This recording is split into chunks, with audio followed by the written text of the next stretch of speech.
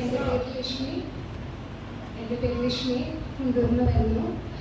ഞാൻ ഈശ്വരൻ മുമ്പിൽ നിൽക്കുന്നത് ഈശ്വരൻ സാക്ഷിയായിട്ടാണ്.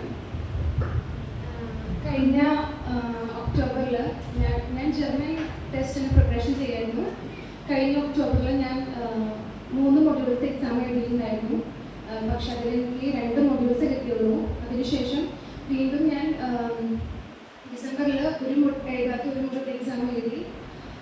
എക്സാം കഴിഞ്ഞതിന് ശേഷം ഞാൻ ഓരോ എക്സാമിനും പോകുമ്പോഴും മാതാവിൻ്റെ അടുത്ത് വിശ്വാസപ്രമാണം ചൊല്ലി ഏത് മൊഡ്യൂളാണ് ഞാൻ എക്സാമിന് പോകുന്നത് അതൊരു കടലാസിൽ എഴുതി മാതാവിന് സമർപ്പിച്ചിട്ടാണ് ഞാൻ പോവാറ്. അങ്ങനെ എക്സാം കഴിഞ്ഞിട്ടും ഞാൻ ജർമ്മൻ എക്സാം എഴുതിയിട്ട് അറിയാം, അന്ന് എക്സാമിന് പോകുമ്പോഴാണ് നമുക്ക് ഹോൾ ടിക്കറ്റ് കിട്ടുന്നത്. അപ്പോൾ എക്സാം കഴിഞ്ഞതിന് ശേഷം ഞാൻ ഓരോ ദിവസവും ഹോൾ ടിക്കറ്റിനും നമുക്ക് നമ്പറുണ്ട്, ഞാൻ കുറിച്ച് വെച്ച് പ്രാർത്ഥിക്കായിരുന്നു. അങ്ങനെ റിസൾട്ട് വന്നു. സ്പെഷ്യൽ അതായത് സ്പീക്കിംഗ് എനിക്ക് വളരെ ഡിഫിക്കൽട്ടായിരുന്നു എക്സാം. സത്യം പറഞ്ഞാൽ ടീച്ചർ ചോദിച്ചതിന് ആൻസർ ആണെന്ന് ഞാൻ പറഞ്ഞത് പോലും എനിക്കറിയില്ലായിരുന്നു. അങ്ങനെ റിസൾട്ട് വന്നു. 3 മൊഡ്യൂൾസ് ഞാൻ പാസ്സായി. എനിക്ക് റൈറ്റിംഗ് ഉണ്ടായിരുന്നു. അപ്പോൾ എൻ്റെ മമ്മി പറഞ്ഞു, ഇപ്പോൾ റീനാൻഡി പറഞ്ഞു, മോള് കാര്യം ചെയ്യും, സാക്ഷ്യം പറയാമെന്ന് നേര്. മാഡി ഇവിടെ നിന്ന് സാക്ഷ്യം പറഞ്ഞിട്ടുണ്ടായിരുന്നു. അപ്പോൾ മോള് മമ്മിയുടെ നേരെന്ന് പറഞ്ഞ് ഞാനും മമ്മിയും കൂടി വരാമെന്ന് നേർന്നിരുന്നു. അങ്ങനെ കൊച്ചിയിൽ എനിക്ക് ഡേറ്റ് കിട്ടി. ഞാൻ റൈറ്റിംഗ് എക്സാം എഴുതി.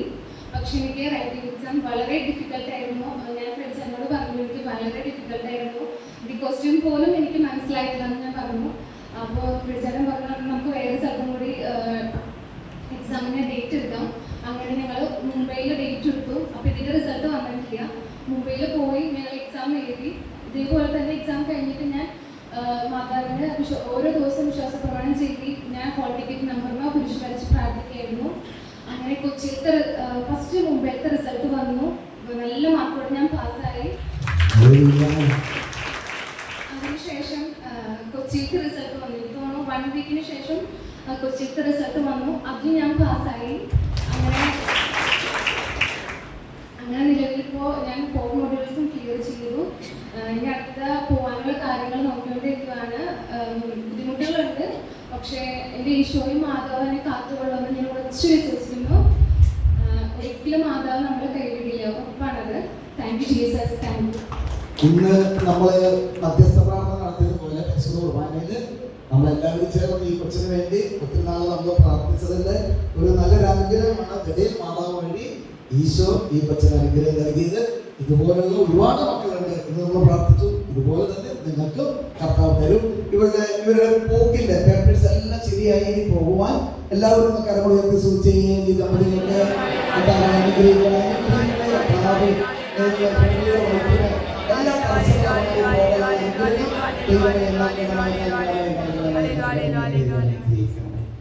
എല്ലാ ക്ലാസ്മേറ്റ് ഒരുമിച്ച് ചെറിയ ക്ലാസ്സിലാണ് തോന്നുന്നു പഠിച്ച അദ്ദേഹത്തിന്റെ സഹോദരി ഇവിടെ വന്ന ധ്യാനം കൂടി എന്ത് ചെയ്ത ഒഴിച്ച് കിട്ടുന്നില്ല.